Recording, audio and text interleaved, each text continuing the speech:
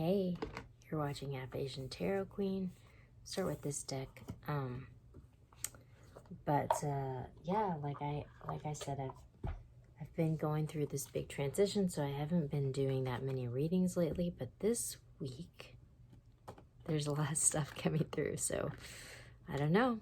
There's just readings coming out. So I'm gonna pull some overall energies from this deck, and I pre-pulled from a couple other decks that and there's like a really powerful message coming through today.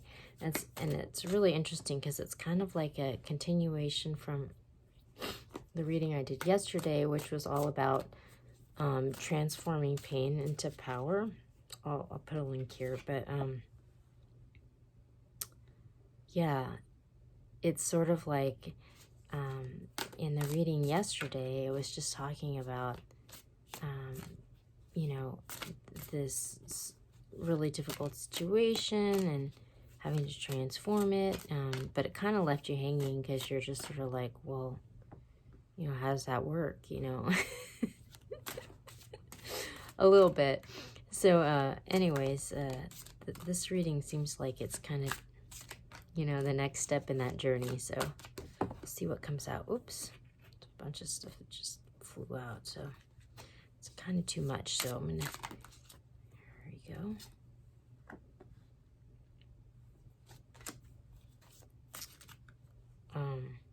Yeah, there's definitely a lot of stuff going on in the world right now. It's a pretty tumultuous time. Oh my gosh. That one came out with the last card, but there was two of them, so I put it back and it came out again. So it wants to come out. Okay, so we got at the bottom, we've got the Two of Wands. So this is kind of like a turning point. And it's interesting because in the last two readings, this idea of having this moment of truth came out in both of those readings. So it's interesting that we kind of have this sort of turning point as an underlying energy. But then we got the Fool, the Knight of Pentacles, the Seven of Cups, the Eight of Swords, and the Ace of Wands. So I think that these messages really go along with the idea of being a turning point. It's like someone's having to take a leap of faith into the unknown. And even though it's just sort of like this leap of faith, like actually what they're stepping into is something that's sort of like a solid foundation for something that's going to grow, you know.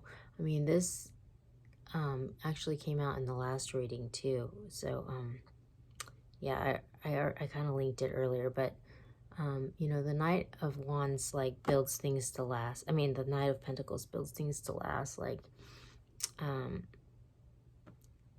there's stability. And yet we got the Seven of Cups, which is a card of like having all these options and like confusion. And we have the Eight of Swords following that, which is a card of like sort of like fear and anxiety and like feeling like there's actually this path out of this turmoil and tumult, but this person is kind of like blindfolded and not seeing it. It's like when you're sort of like locked in this state of fear and anxiety, it kind of blocks you from like sort of seeing your way out sometimes. So it's interesting because this person's kind of having to take this leap of faith and like, it goes like this, into this, you know, into this new path. And even though like it's actually a solid foundation, there's a lot of confusion and fear and anxiety that's being released as they're like sort of taking this step onto it. So it's like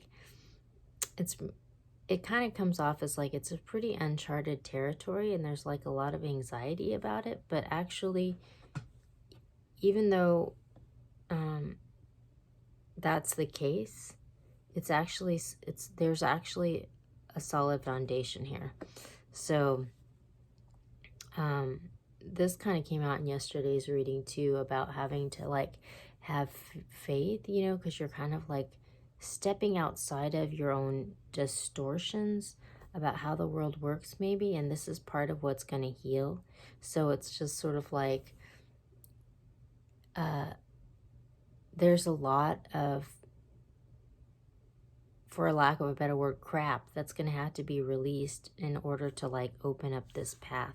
But this is a passionate, fiery new beginning. And it's a really good thing. And so that's just going to have to be part of it. Like just having to work through like drama and chaos. I mean, that's kind of how it's going. Okay, so the cards that I pre-pulled from the other decks are pretty interesting. And I feel like I'm going to go... Yesterday I did it in a different order. It's like the Urban Tarot, I feel like, is sort of like the on-the-ground, like three-dimensional reality perspective. And then, like, it kind of, like, goes up the chain, like, to a, like, more spiritual perspective, which I think I want to start with the on-the-ground, because, like, it gets... I don't want to say more positive, but like, because there's all of this energy around, like, I think it's more uplifting to end with, you know, in this energy than like here, you know, because this is just going to have to get worked through in order to change the circumstance. So, okay. So at the bottom of the deck, we have the Journalist, which is the Prince of Wands. So this kind of, I mean, the way I take it in this deck is like, it's like this person, the journalist is like pointing his finger, like, it's like calling someone out, like,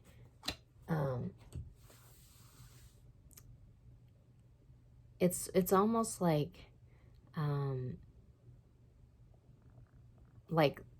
the light is being shown on something that's going on.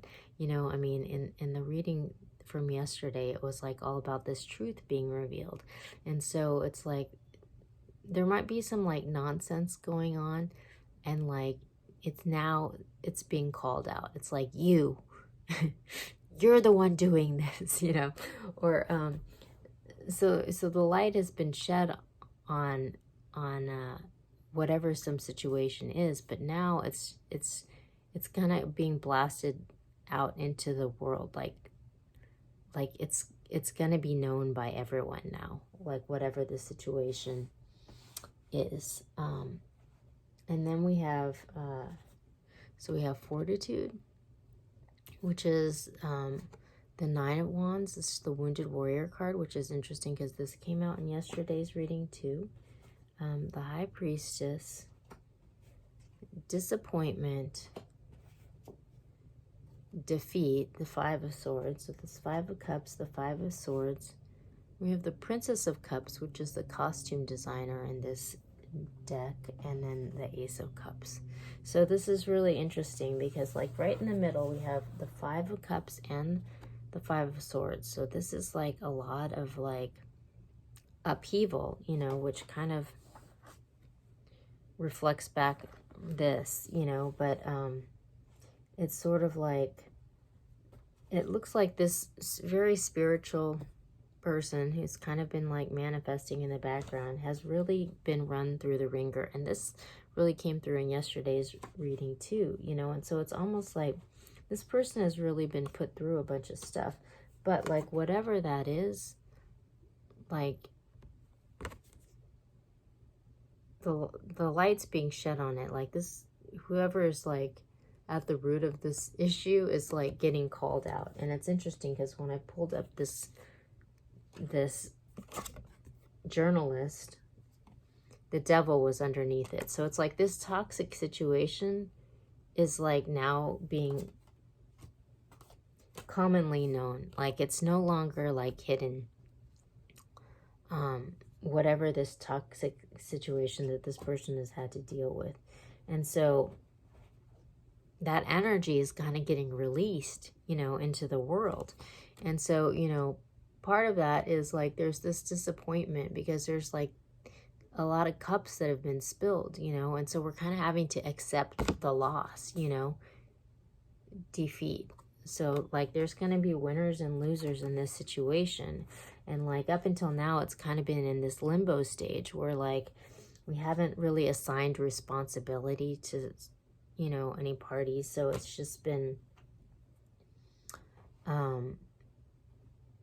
it's been kind of like in limbo. But right now, it's like the axe is falling and a responsibility is going to be assigned. And so then we have the Princess of Cups, which, you know, it's kind of like the Page of Cups. So it's like good news.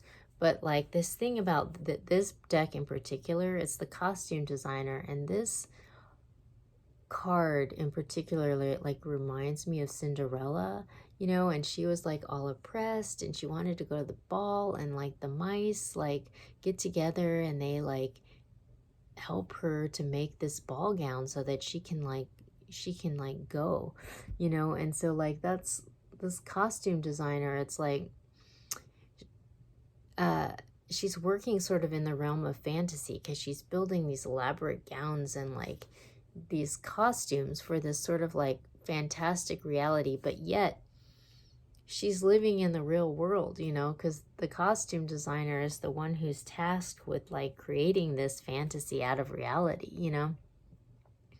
And but it also reminds me of the story of Cinderella, you know, because of this whole ball gown reference in the mice. And it's interesting because this whole thread about Cinderella also came up in yesterday's reading, because there's this whole storyline related to sort of the archetype of Cinderella and that storyline. And so I'm going to link it here because I think it might be relevant. But it's almost like this archetype of sort of like transcending this like abuse, you know, but yet like living in reality. You know, this person has been living in reality. They've been living in this like really difficult situation, and yet they kept dreaming, you know, like they kept the dream alive, and they were able to bring it into reality. And so that person at the end of the day gets rewarded with this Ace of Cups, with this cup of love. So this is like really, this is really beautiful. We've got the Ace of Cups and the Ace of Wands. You know, this person is taking a leap of faith. And even though, you know, this is like really unknown and uncomfortable, you know, this person is still grounded in reality. So this is really auspicious. So then when I go to the Mystical Shaman Oracle, this is really interesting because at the bottom of the deck we get the Mystical Shaman. So this is like really, I mean, speaks to this moment of transcendence, you know. And this Mystical Shaman is like sort of like of the world, you know, living in reality, but yet like everything is still possible in the realm of the Mystical Shaman. Like, you know, they're able to channel energy to manifest whatever they need when they need it, you know. They're not getting attached, you know, or hung up on this energy, you know. Like that energy moves through and informs their experience, but yet they're not stuck there, you know. And so they're able to like move through and gain wisdom from every situation. So it's really beautiful. And then, you know, the cards that I got were like the Giveaway, the Serpent, the Rainmaker, the Moon, and the Spiral. So this is like, wow, this is like totally this tale of karma and transcendence. You know, the Giveaway, this is a card of like, you know, it always reminds me of the Beatles song, you know, where it's like, and in the end, the love you get is equal to the love you give. Sorry for my bad singing. But it's a card, this is a card of karma. Like, what you put out is what you're going to get back, you know. And then we have this card of the serpent, which is this card of Kundalini energy rising, a card of awakening, you know.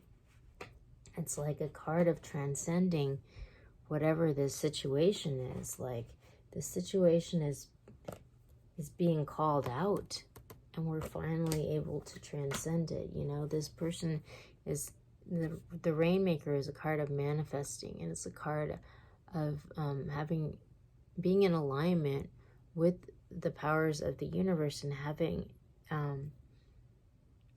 it work for you. But this is a card, you have to be in integrity in order to be in this alignment, and you also have to have patience, you know, because you don't really have control of the timing or how it's gonna play out, you know. But you know, the next two cards, the Moon and the Spiral, speak to timing, you know, like everything has its place and everything has its time. It's going to move in its natural rhythm and cycle. But, you know, right now, the card of the Spiral is a card of transcendence. It's a card of like these repeating cycles that happen in your life. And it's like, until you learn the lesson. And when you learn the lesson, you know, you can transcend that level and rise into this sort of like next level of life, you know, this awakening and this ascendance to become like sort of like the mystical shaman. So this is really beautiful, and like this message is like really kind of being echoed back and confirmed by the animal spirit deck, which, you know, so I pulled from this deck, I got the gazelle, I got the elephant, which I've never gotten this card before, and then at the bottom of the deck we have the cosmic egg, which I've also never gotten before. But this is like, whoa, super auspicious. I mean, this is a card of grace. And the gazelle is like the super sensitive creature, you know, and yet this gazelle, like one of the, like, it's interesting because I totally took this shamanic training from Alberto Villoldo, who was the author of The Mystical Shaman. And he talked in that training about the gazelle and how he had seen this gazelle in nature who had just like narrowly escaped this like super traumatic situation. And like right afterwards, the gazelle, like, it's like this quiver like moved from the tip of their nose through the gazelle, and then like it's like the gazelle was able to shed all that trauma and like, you know, continue on in its state of grace, you know. So the gazelle really, I think, embodies this state of grace. And then we have the elephant, which the elephant is really super auspicious.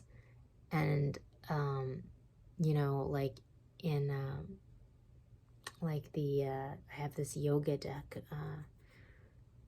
the yoga oracle, and you know, it has Ganesh, you know, and Ganesh is all about like overcoming obstacles, you know, because the elephant, you know, can move through anything. But this elephant like speaks to being able to overcome, and this like divine gift and blessing that's like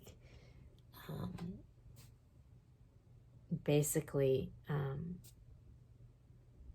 it's sort of a foreshadowing, you know. And then we have this cosmic egg, which really I think in this deck is sort of like the mystical shaman, you know. This is a card of someone who's like awakened and reached this sort of like cosmic level of consciousness, of oneness, and And so they've like been able to sort of like heal all the distortions that have kind of like impeded their